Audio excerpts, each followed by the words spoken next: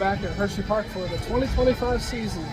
Much like our recent visit to Carowinds, there is some construction and some destruction to take a look at here.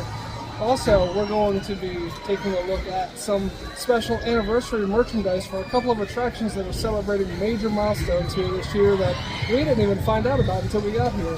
So we're excited to show all that to you. We're also going to see what other kind of trouble we can get into while we're here. And by trouble, I mean we're going to follow all the posted rules because we don't want to get kicked out of the park. So let's get going. Across from the 1906 grill, this building right here that was the Hersheypark toy box in the last couple of seasons is now the Life is Good store. Unsurprisingly, they have a bunch of Life is Good merchandise in here. That's pretty much what we were expecting.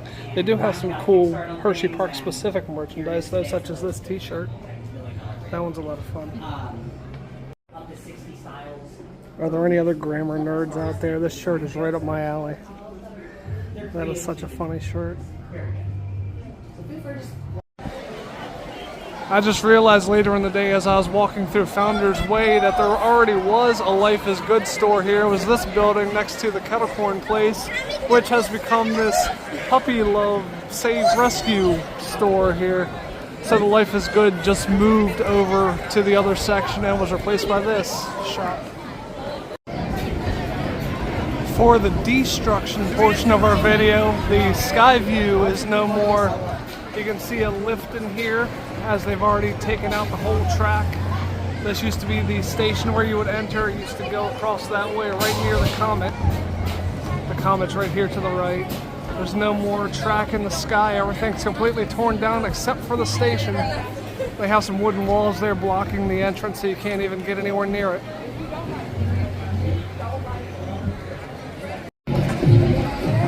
So it probably shouldn't come as too much of a surprise when they close the ride, but the ride was closed because they aren't able to get too many more parts for it anymore, so they had to close down the Skyview.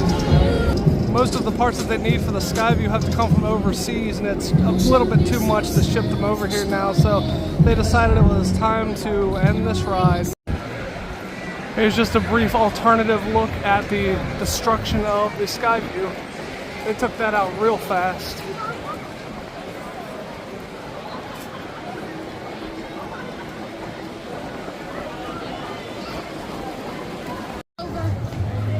As you first enter the hollow, you get a great view of Twizzlers Twisted Gravity in the distance behind the Great Bear track.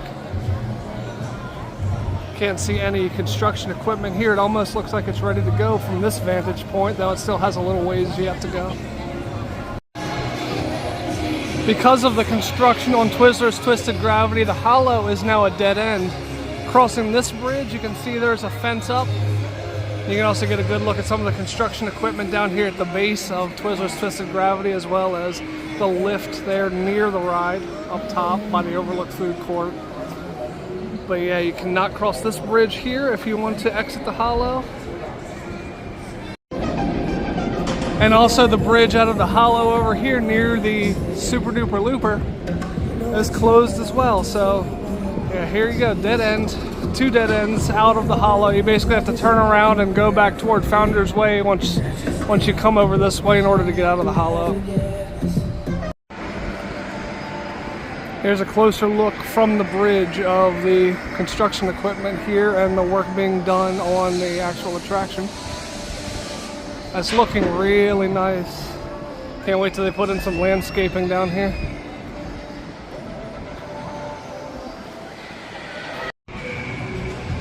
They're also storing some other equipment over here as well. It's kind of neat to see all this just sitting here.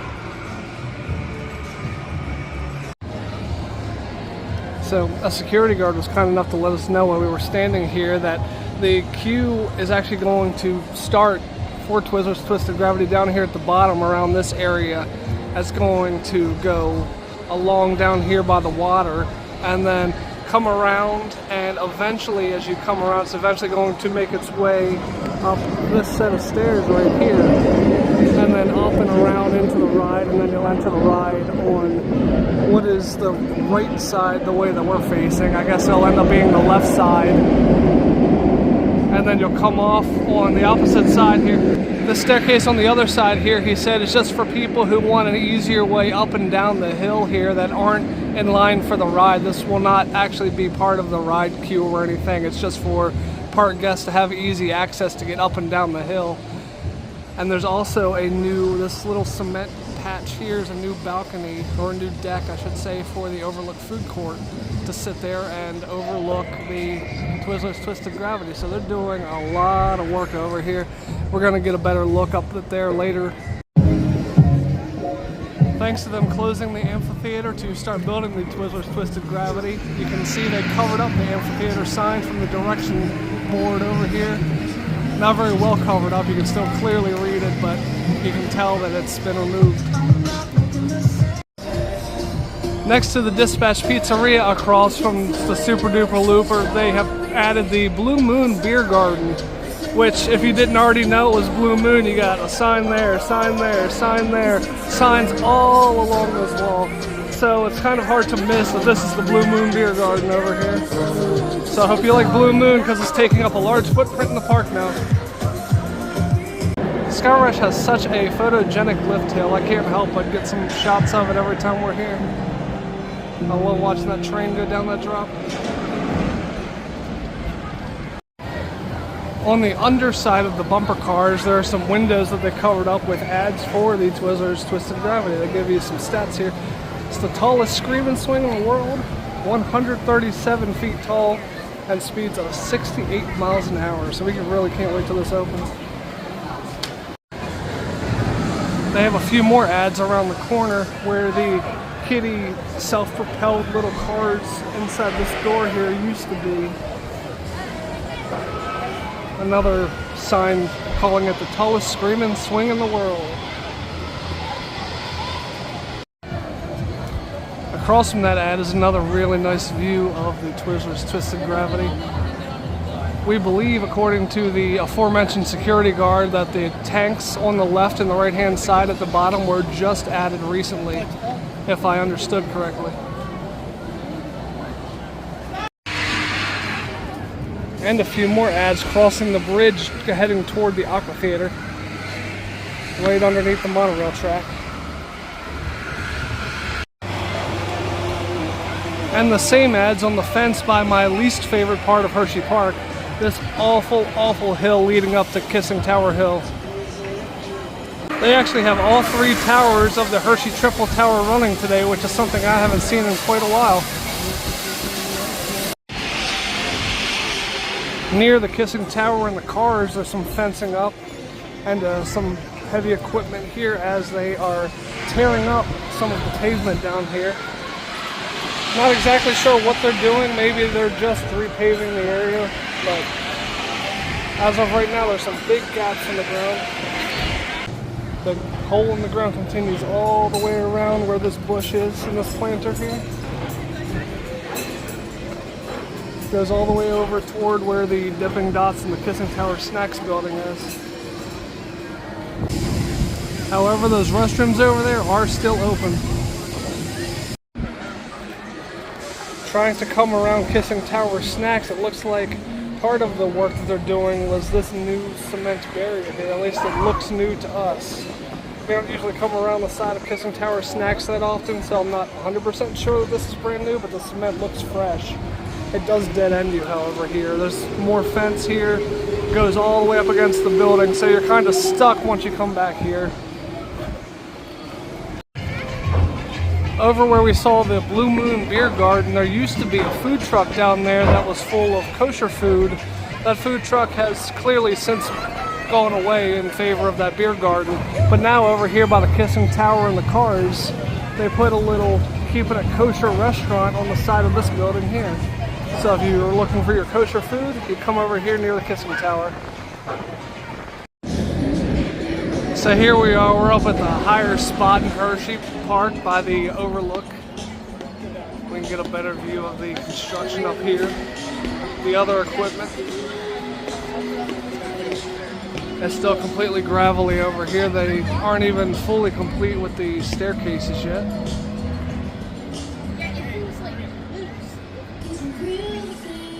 They're using the 3-point shooting game over here as a storage unit for the dumpster and other equipment. Kind of cool to see where they are in the process. Try to get this up over the fence so it doesn't focus too hard on the fence. So this ride was supposed to open, they were hoping to have it open in time for Memorial Day, but it doesn't look like that's going to happen just yet. But it'll be open sometime soon. At least they have the whole structure up. But the work has taken out the coal cracker temporarily. This ride's still dry. And like I mentioned earlier, the 3-point challenge is still closed. And you know, because people were able to go through the coal cracker queue previously, and you know, be in this general area previously, they had trash cans over there. I know you're all wondering where all of those trash cans went. They're over here by the Great Bear photo booth. The world's largest stack of theme park trash cans. Here's a look over the fencing at the work they're doing on the new patio that they're putting out here at the Overlook. You can see how close it is, or how close it will be to the Twizzlers Twisted gravity ride. That's going to be an awesome view once this ride's up and running.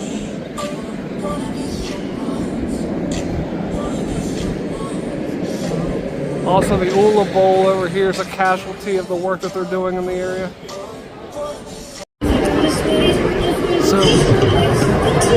So as we were mentioning from down below, these stairs over here are going to be part of the queue to get onto the ride.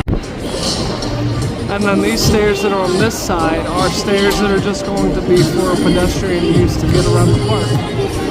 It's interesting how close they come to the actual ride. I'm curious how big of a fence they're going to be putting up here next to the ride before the pedestrians are able to use those stairs in that area.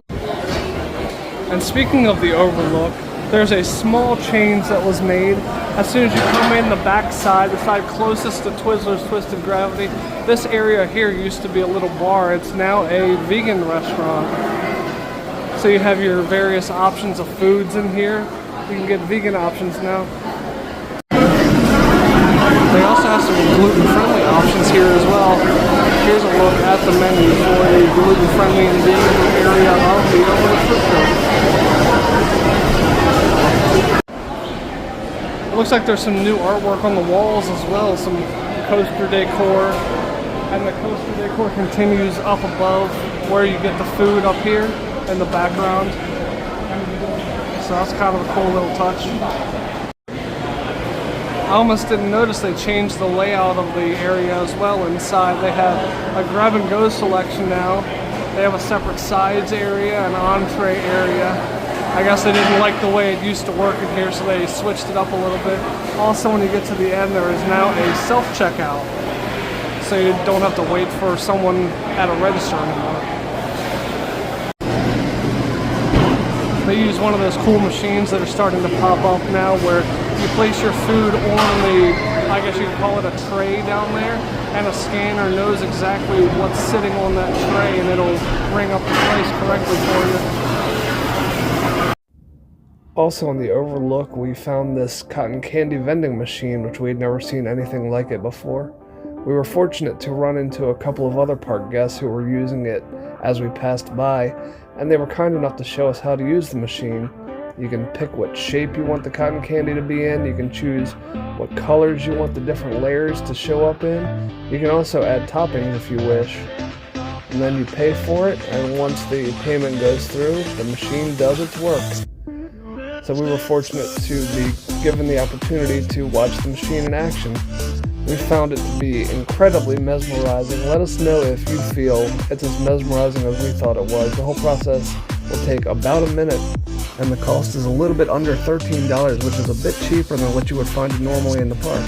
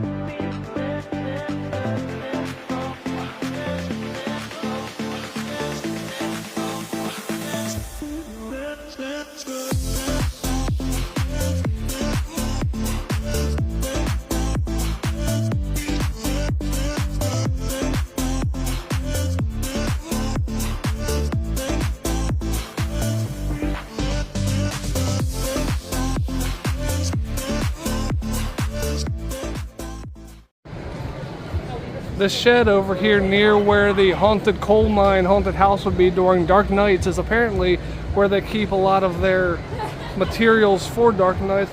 They have some cages over here for the creatures uncaged. They have this that blatantly says Halloween queue line posts. Some other various haunt related things. The sun's hitting it just right that you can see in here really well too.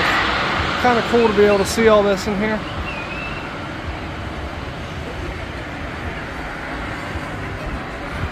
And then they got this cool looking thing out here. Not sure offhand which house this is from, but this is definitely from one of the haunted houses at Dark Nights. That's cool to see it just sitting here. Across from Nick's, there has been a food court over here. The food court on the corner has had a food truck sitting here for a long time. It used to be that this was a Jolly Rancher themed food truck, but looks like for this season they've changed it to a Nathan's hot dog food truck. Another interesting change to that food court, this building that used to be a Moe's Mexican food restaurant has now been changed to Los Tres Cubanos, Cuban cuisine. The Los Tres Cubanos menu offers a bunch of different things. Appetizers, Cuban sandwiches, Cuban bowls.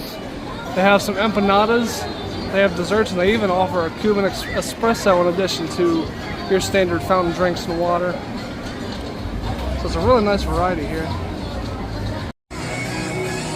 This is a complete surprise to me. I don't know how I missed this news, but the Howler is completely missing all of its cars, whether it's done for good or this is just a little bit of renovation. I'm not sure.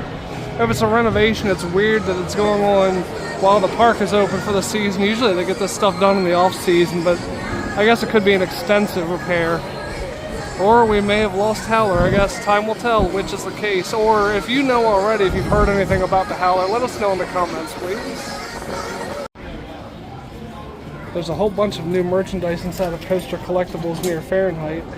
First of all, actually probably the least impressive of the merchandise is this Great Bear shirt. That Great Bear shirt is still pretty cool, but, and also this hoodie to go with it. There's also a purple kid shirt to match the adult black shirt. The Great Bear merchandise is still really impressive, but I think it's probably the least impressive thing in here because they have this Twizzlers Twisted Gravity hoodie, child size. They also have a tie-dye t-shirt, some other merchandise, hats, cups, drawstring backpacks. They already have a Twizzlers Twisted Gravity lanyard. Above the lanyard, they also have a magnet, a keychain, and a pin. Here's the adult-sized hoodie and shirts. They also have some shot glasses, some mugs. They put the I Survived Super Duper Looper shirts in the gift shop.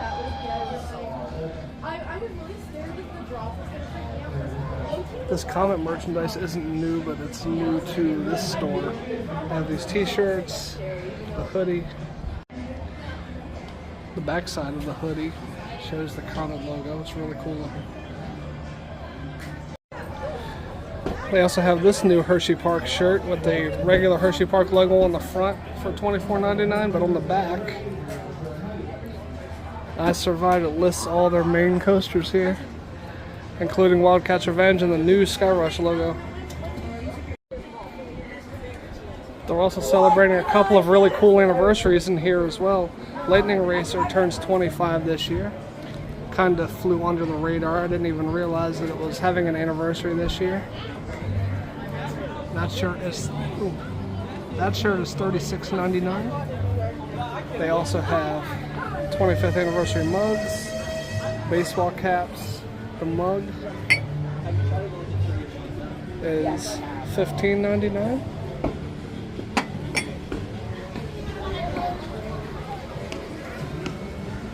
They have Lightning Racer 25 years hoodies.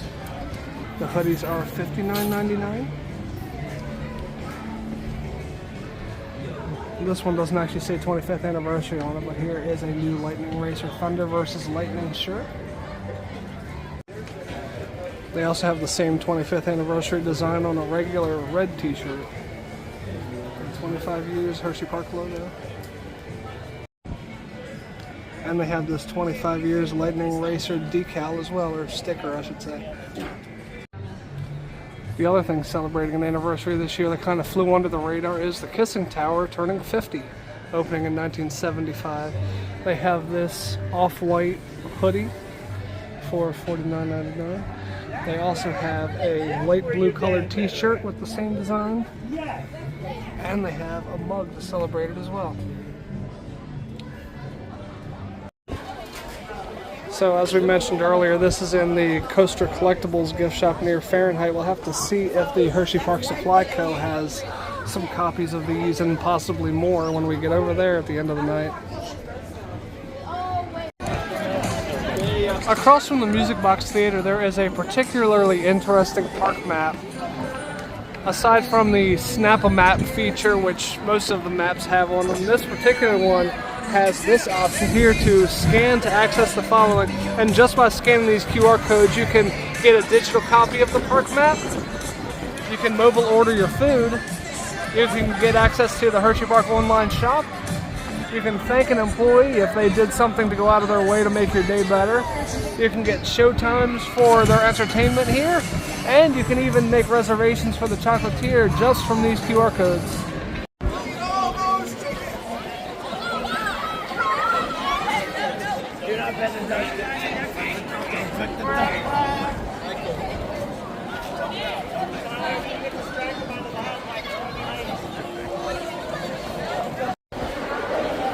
Inside of the Hersheypark Supply Co., here's a look at this year's dated merchandise, the 2025 merchandise. They have this mug, which has the Hersheypark pinwheel as well as coaster and Kissing Tower inside. Has a cool inside design. This is the shirt design, blue shirt. That shirt is $29.99. They also have these water bottles slash mugs, a child-sized shirt, a child-sized hoodie. These other 2025 cups that come with their own straws. They also have baseball caps in both gray and blue. Baseball caps are $24.99. They have a 2025 shot glass. And they also have a 2025 adult-sized hoodie. The adult-sized hoodie is $49.99. Here is a 2025 keychain. This is also the first time I remember seeing Hersheypark pass holder merchandise. They have this pass holder t-shirt design for $24.99. They have this Hersheypark Season Pass holder pin,